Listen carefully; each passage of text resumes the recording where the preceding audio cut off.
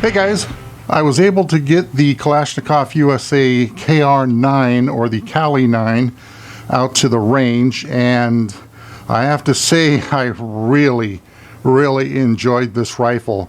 My friend may not get it back. Just kidding. I enjoyed everything about this with the exception of the stock, which I kind of pointed that out in my first video on this rifle. And speaking of that video, I said that the stock was cheap and flimsy, which was a poor choice of words because this stock is not flimsy whatsoever. It's very stable on there. I think my issue with it is it's incredibly narrow, and I have a hard time getting a comfortable cheek weld, which I understand why it's so narrow. It's because in its un-Californiaized version of this, it is a side folder, and you don't want a bulky stock when it's folded up. So other than that, I mean, I really loved shooting this rifle.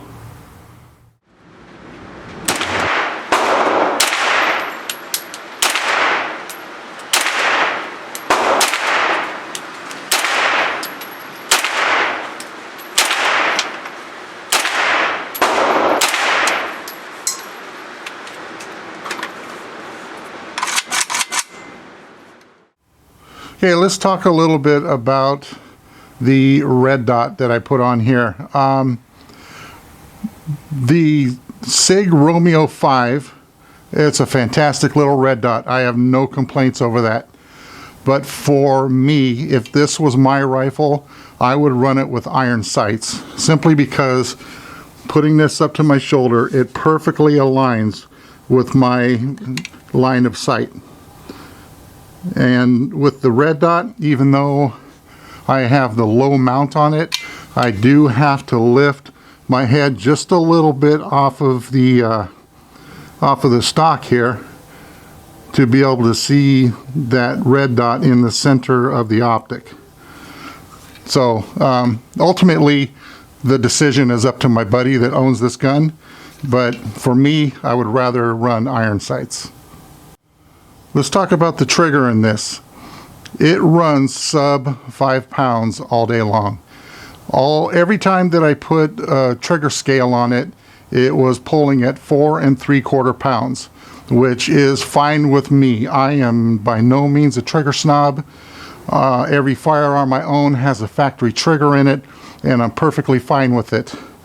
Now, there was a few times that I shot where the trigger actually took me by surprise, because when I shoot, I'll pull the trigger, fire off a round, let the trigger out, you hear it click when it resets, then I'll pull it back to the wall to set up for the next round to be fired, and I pull just a little too hard and it would rip off a round, and I was not expecting that to happen, but it happened several times. Now, the magazines in this I really like because they load just like the rifle rounds do. You just push the round straight down and they go into the mag, unlike a pistol magazine where you have to put it in and slide it back. But these were extremely simple to use.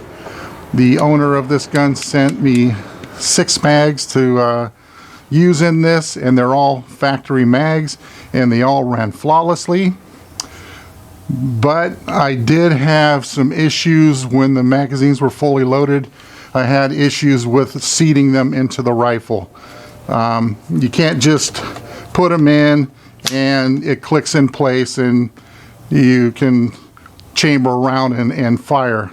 This, when it's fully loaded, you have to put it in and smack it on the bottom to seat it. Then you can go ahead and fire off some rounds. Now let's talk about the ejection pattern on this rifle.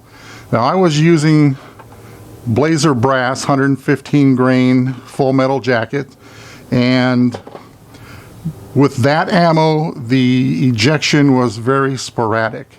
I'll show some footage here of the ejection. You'll notice that it ejects at 2 o'clock, 3 o'clock, 4 o'clock, and there's even one that ejected around 1 o'clock, and that's the one with the bright, with the spark or the bright flash. But other than that, it cycled everything I put through it. Unfortunately, I didn't bring another brand of ammo to see if that worked any better.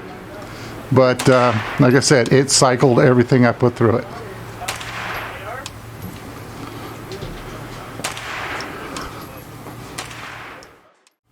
So there it is, the Kalashnikov USA KR-9, or the KALI-9. Now, I need to clean this bad boy up and return it to my buddy. And I really love this rifle. Wish she was mine. So there it is. All right, guys. Thanks for watching, and we'll talk to you later.